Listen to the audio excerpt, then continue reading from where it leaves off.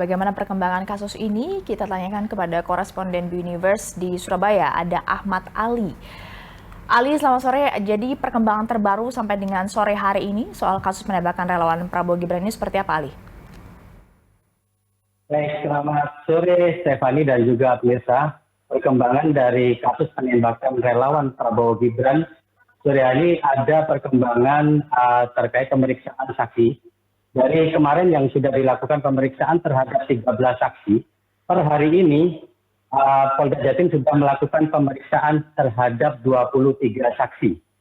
Dan selain itu, polisi juga masih melakukan pengejaran terhadap DPO yang diduga melakukan penembakan terhadap korban relawan dari Prabowo Gibran. Kabitumas Polda Jatim Kombes Pol Dirmanto juga menyampaikan memohon bantuan dari masyarakat untuk bisa membantu apa yang dilakukan oleh pihak kepolisian yang hingga saat ini masih berada di lokasi maupun berada di lapangan untuk melakukan penyelidikan dan juga pengejaran terhadap pelaku. Ada lebih dari 3. Kemarin Polda Jatim sudah menetapkan 3 tersangka dan hingga saat ini masih terus melakukan pengejaran terhadap beberapa orang yang diduga juga melakukan penembakan terhadap tersangka, maksud saya terhadap korban. Stefani.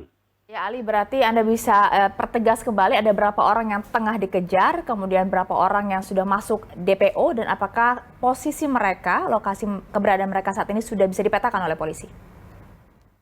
Baik, Stefani. Tadi Kabitumas Polda Jatim, Kombes Pol Dirmanto menyampaikan saat ini masih dilakukan pengejaran terhadap beberapa DPO, namun tidak disebutkan berapa orang.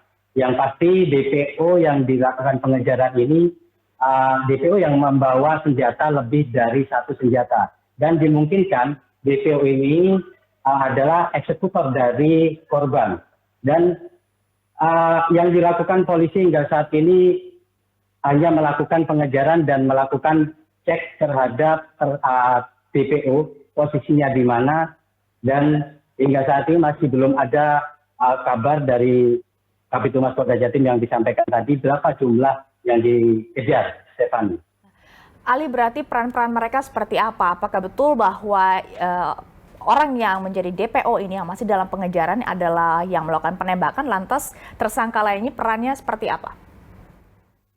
Baik, Stefani, 3 dari tersangka yang sudah ditetapkan dimungkinkan besar.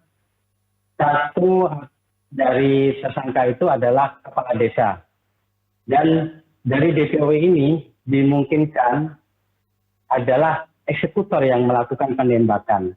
Karena dia hingga saat ini disampaikan Kabitumas telah membawa senjata yang diduga senjata yang dilakukan untuk menembak dari korban.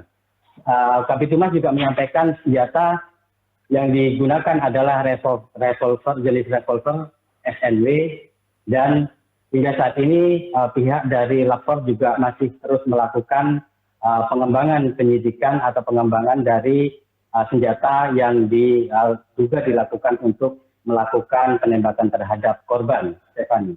Ya, Ali, ini gambar yang kami tampilkan tadi yang Anda liput juga sebelumnya adalah penggeledahan sebuah rumah di mana ditemukan juga beberapa barang bukti berupa senjata tajam. Ini bisa Anda gambarkan, ini rumah siapa, apakah sang kepala desa di mana, dan apa saja yang berhasil ditemukan oleh polisi dalam penggeledahan tersebut?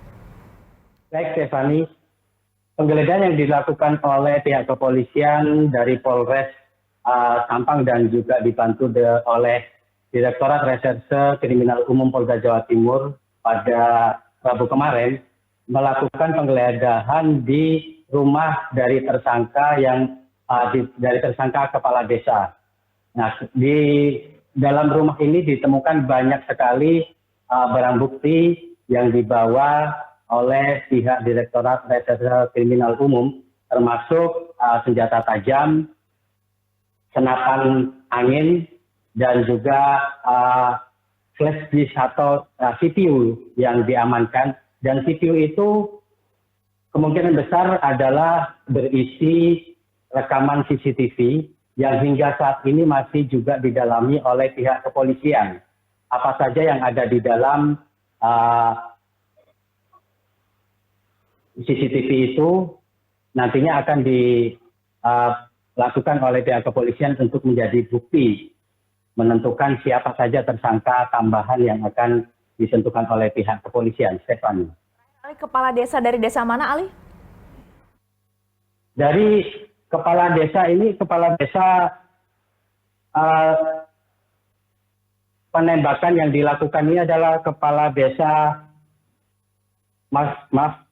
Stefani, kepala desa yang jadi tersangka ini adalah kepala desa dari Kepala Sampang desa yang kemudian memimpin wilayah di mana TKP atau tempat kejadian perkara terjadi, begitu Ali? Benar sekali, Stefani. Kepala desa tersebut adalah kepala desa yang memimpin wilayah di mana TKP dilakukan penembakan oleh beberapa tersangka tersebut, Stefani. Terima kasih rekan kami Ahmad Ali atas laporan langsung Anda. Selamat bertugas kembali.